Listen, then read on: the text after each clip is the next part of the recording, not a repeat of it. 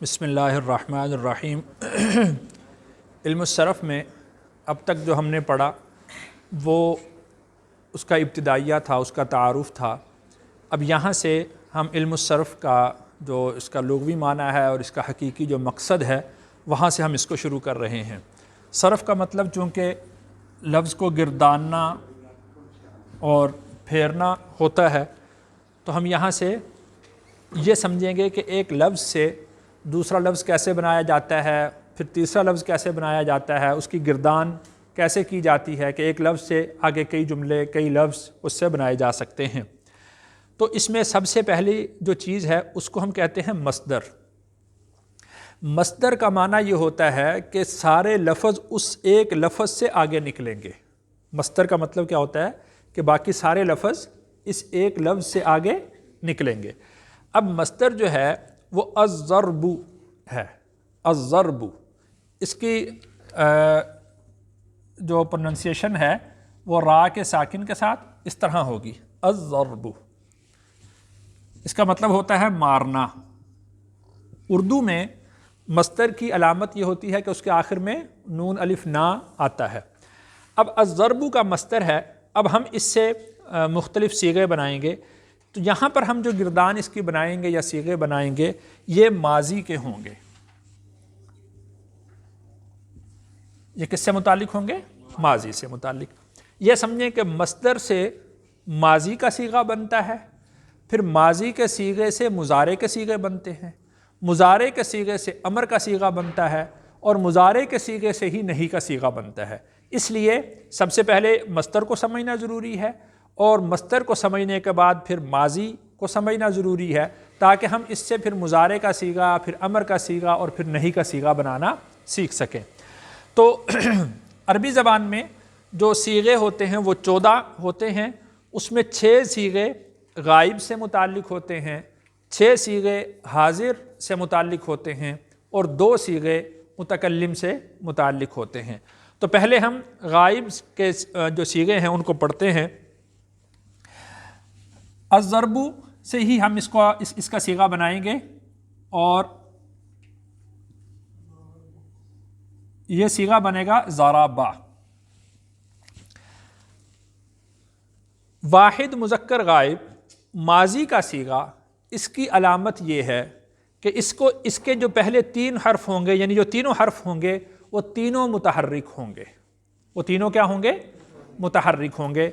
اب اس میں جو پہلا جو لفظ ہوگا اس کے اوپر بھی زبر ہوگی، اور جو آخری لفظ ہوگا اس کے اوپر بھی زبر ہوگی۔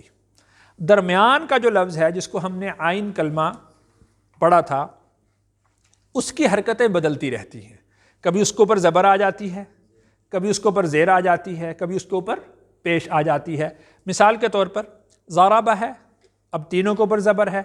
اب ایک لفظ سمع ہے، قد سمع اللہ، آپ لوگ پڑھتے ہیں جو 28واں پارہ شروع ہوتا ہے قد سمع اللہ، تو وہاں پر سمع وہ بھی ماضی کا صیغہ ہے، لیکن اس میں جو عین کلمہ ہے اس کے نیچے زیر آ گئی۔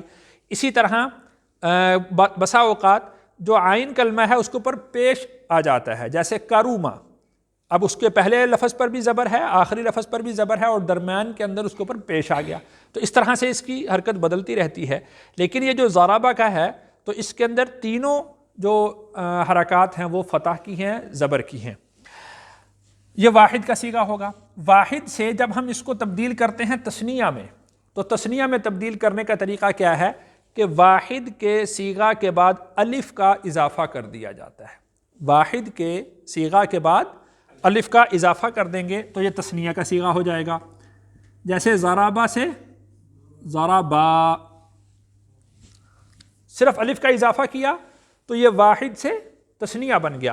اور یہ آپ اس کے ٹیبل سے سمجھ سکتے ہیں کہ یہ واحد مذکر غائب کا صیغہ تھا ضربا، اب یہ تثنیہ مذکر غائب کا صیغہ ہو گیا ضربا، جب تھوڑا سا اس کو کھینچیں گے۔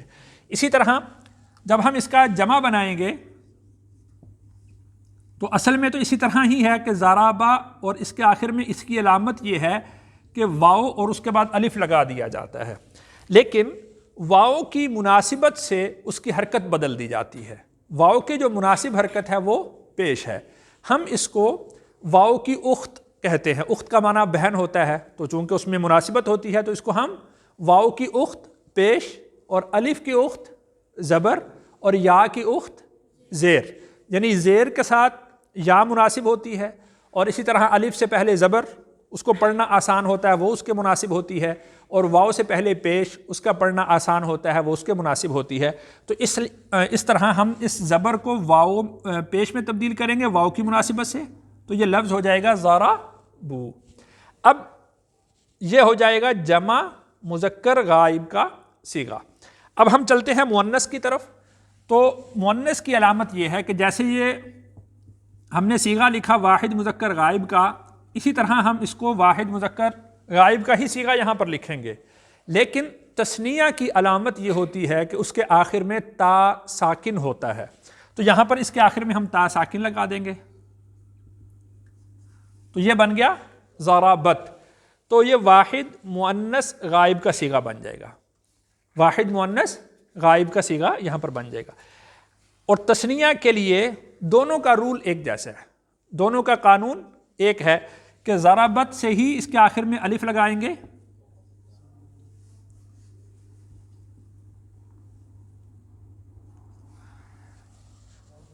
الف لگا دیا. اب چونکہ الف آیا تو الف کی اخت کون ہے؟ زبر، کہ الف سے پہلے یہ تقاضا کرتا ہے الف کہ میرے سے پہلے زبر ہونی چاہیے، تو لہٰذا ہم نے اس کی جو ساکن حرکت تھی اس کو ہم نے الف سے بدل دیا، تو یہ صیغہ بن گیا ضربتا، صیغہ بن گیا یہ ضربتا. تو یہ ہوا تثنیہ مؤنث غائب کا صیغہ. اب ہم اس سے جمع کا صیغہ بنائیں گے. جمع کے یعنی جمع مؤنث کے صیغہ کے لیے یہ جو نون ہے یہ اس کی علامت ہے. ضربنا، اصل میں تو یوں ہی ہونا چاہیے ضربنا، یہ جو لفظ ہے ضربا اسی سے ہی یہ صیغہ بننا چاہیے ضربنا، لیکن جب چار حرکتیں مسلسل آ جائیں تو اس کو پڑھنا دشوار سمجھا جاتا ہے، اس وجہ سے ہم نے اس با کو ساکن کیا، اور جو جمع مؤنث غائب کی علامت تھی نون زبرنا وہ ہم نے یہاں پر لگا دی. تو اس کا مطلب یہ ہوا صیغہ یہ بن گیا ضربنا.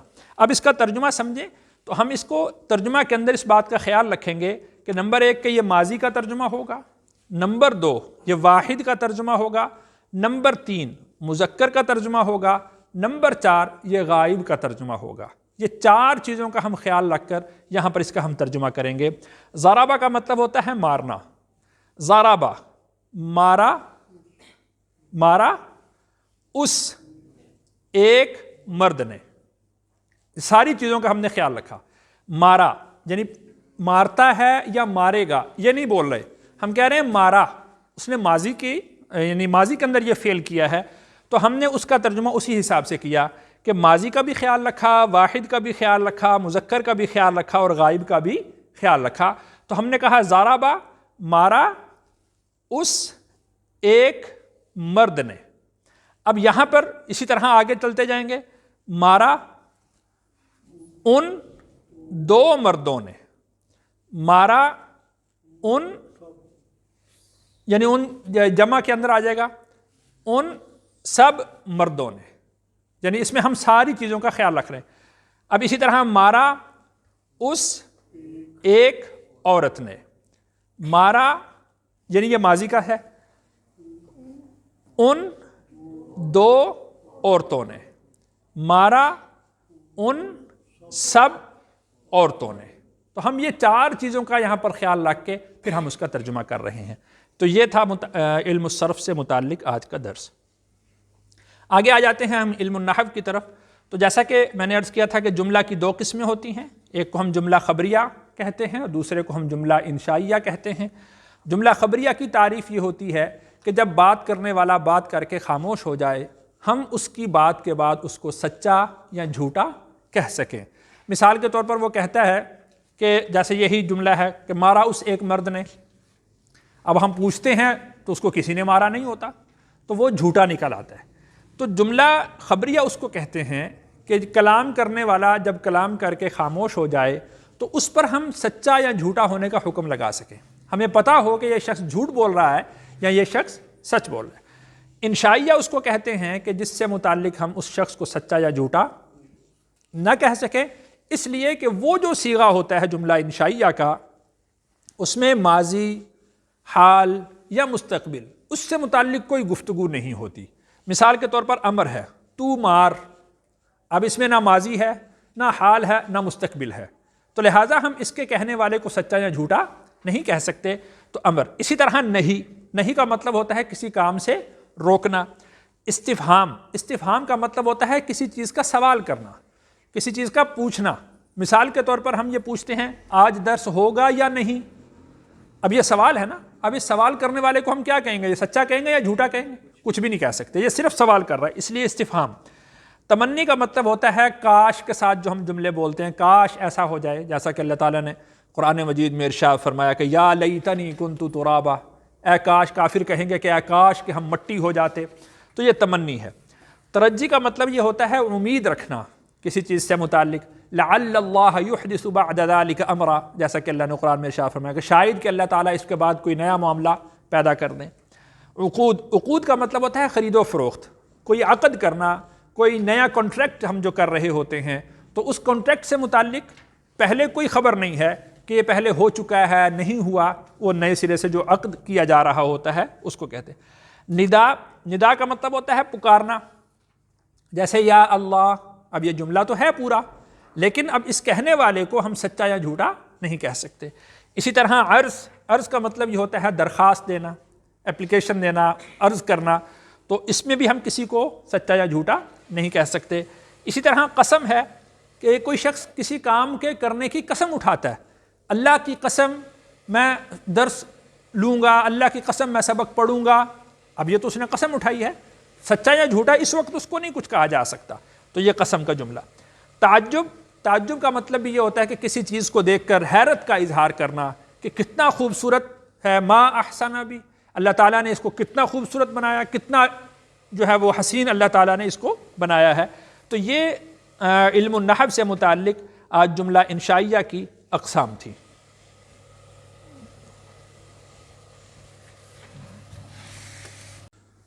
بسم اللہ الرحمن الرحیم۔ تو سورۃ البقرہ کی آیت نمبر 10 اور 11 ہے، آج ہم اس کا ترجمہ سمجھیں گے۔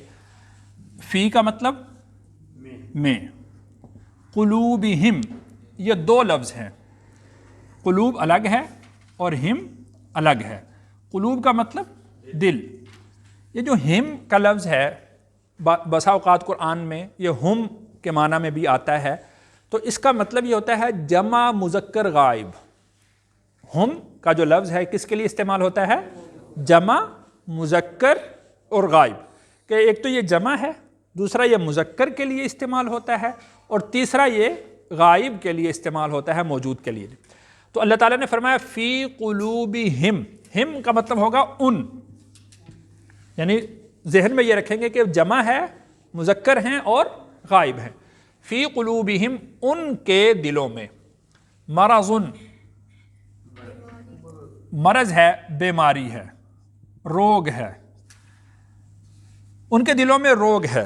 روگ کس چیز کا ہے؟ مختلف قسم کا ہے۔ مثال کے طور پر رسول اللہ صلی اللہ علیہ وسلم، اللہ تعالیٰ اور قرآن کے بارے میں ان کے دلوں میں شک ہے، تو یہ شک ایک روگ ہے۔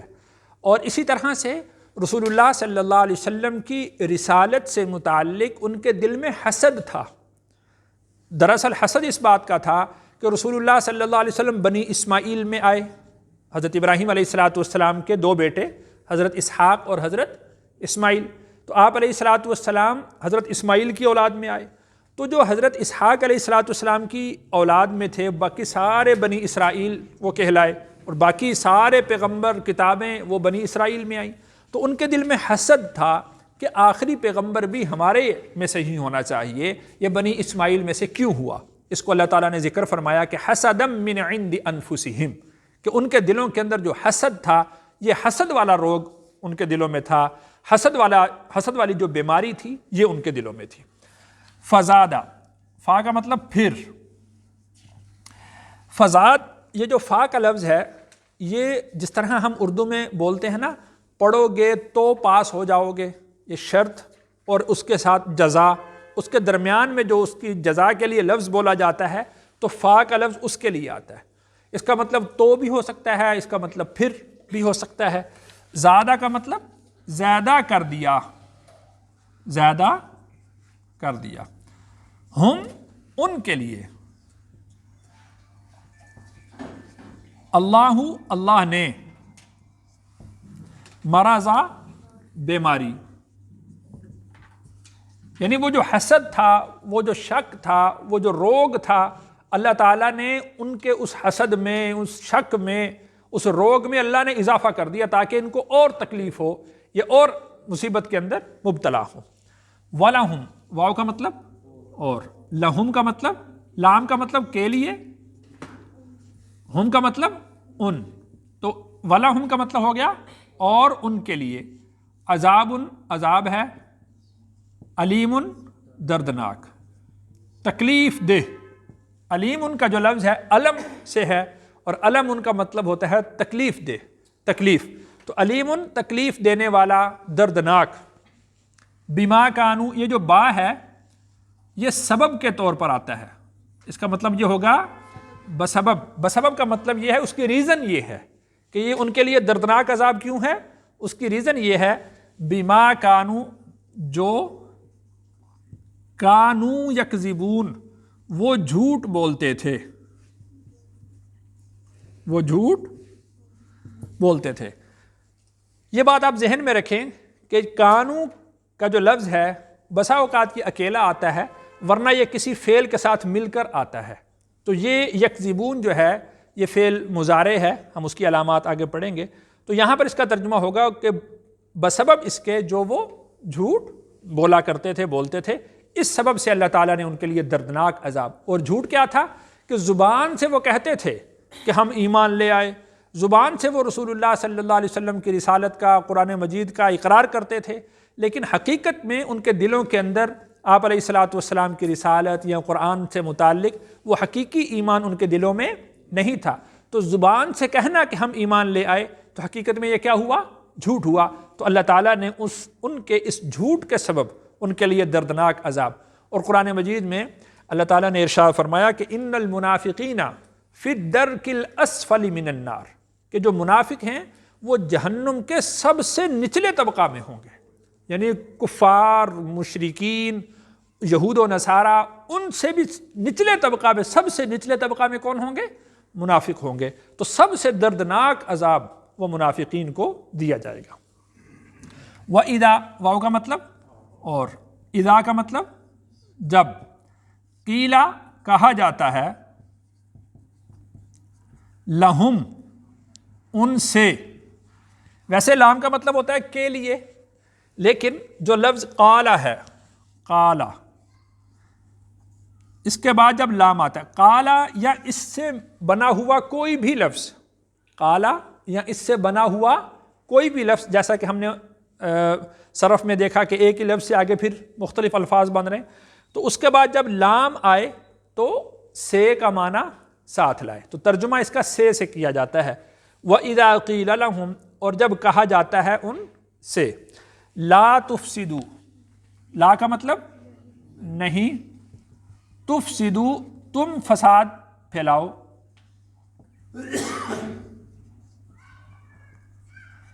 فی کا مطلب میں، الارض کا مطلب زمین۔ جب ان سے کہا جاتا ہے کہ تم زمین میں فساد نہ پھیلاؤ، جیسا کہ میں نے عرض کیا تھا نا کہ فعل کی 4 اقسام ہوتی ہیں، ماضی، مضارع، امر اور نہیں، تو یہ جو لا تفسدو ہے تو یہ چوتھی قسم ہے نہیں کی۔ لا تفسدو تم فساد نہ پھیلاؤ، فی الارض زمین میں، قالو تو وہ کہتے ہیں،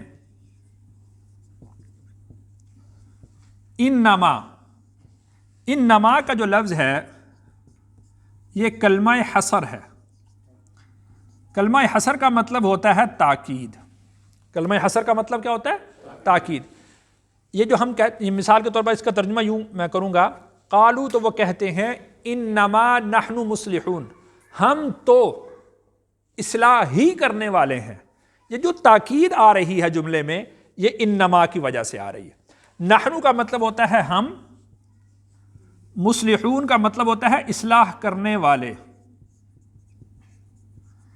اب اگر ہم انما کو نہیں پڑھتے، نحن مصلحون کہتے ہیں، تو اس کا ترجمہ ہوگا ہم اصلاح کرنے والے ہیں، ہم اصلاح کرنے والے۔ اب اس میں تاکید نہیں ہے، انما نحن مصلحون، ہم تو اصلاح ہی کرنے والے ہیں۔ اب یعنی اس میں جو تاکید آئی ہے جملے میں وہ انما کی وجہ سے آئی ہے، اس کو کلمہ حصر بولا جاتا ہے۔ اللہ تعالیٰ سے دعا ہے اللہ تعالیٰ مجھے اور آپ کو قرآن کا فہم نصیب فرمائے۔ کسی دوست کا کوئی سوال ہو